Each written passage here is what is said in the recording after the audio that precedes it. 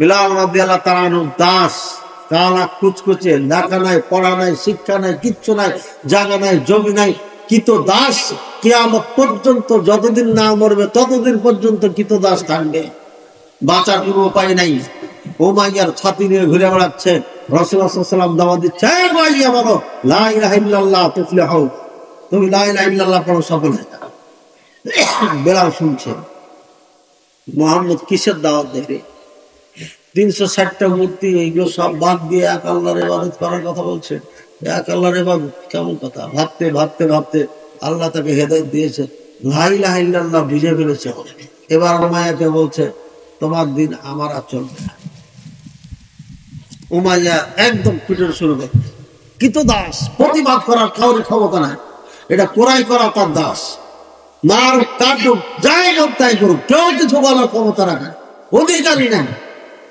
বেলাল রাদিয়াল্লাহু তাআলা আনহু নির্যাতিত হচ্ছেন, রশিতে বেঁধে বেঁধে পা দিয়ে টেনে নিয়ে যাচ্ছেন, বাচ্চারা মুখে থুতু নিক্ষেপ করছে, উত্তপ্ত গরম বালুর উপরে রেখে দিয়ে পাথর চাপিয়ে দেওয়া হচ্ছে, বেলালের গা ক্ষত বিক্ষত হয়ে গেছে। আবু বকর রাদিয়াল্লাহু তাআলা আনহু দেখলেন, বলেন ইয়া রাসূলুল্লাহ সাল্লাল্লাহু আলাইহি ওয়াসাল্লাম, বেলালের এই করুণ অবস্থা।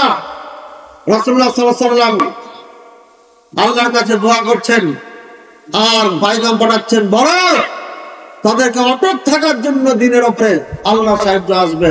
আবু বকর রাদিয়াল্লাহু তাআলা আনহু বেলাল রাদিয়াল্লাহু তাআলা আনহুকে ক্রয় করলেন কয়েক গুণ টাকা দিয়ে। উমাইয়া বেলালকে বিক্রি করো আমার কাছে, বলছে বিক্রি করতে পারি, শর্ত আছে, 10,000 টাকা দাম দিতে হবে তোমাকে, 50,000 টাকা দিবেন? আবু বকর রাদিয়াল্লাহু তাআলা কয়েক গুণ বেশি টাকা দিয়ে বেলাল ক্রয় করে বললেন আমি তোমাকে মুক্ত করে দিলাম।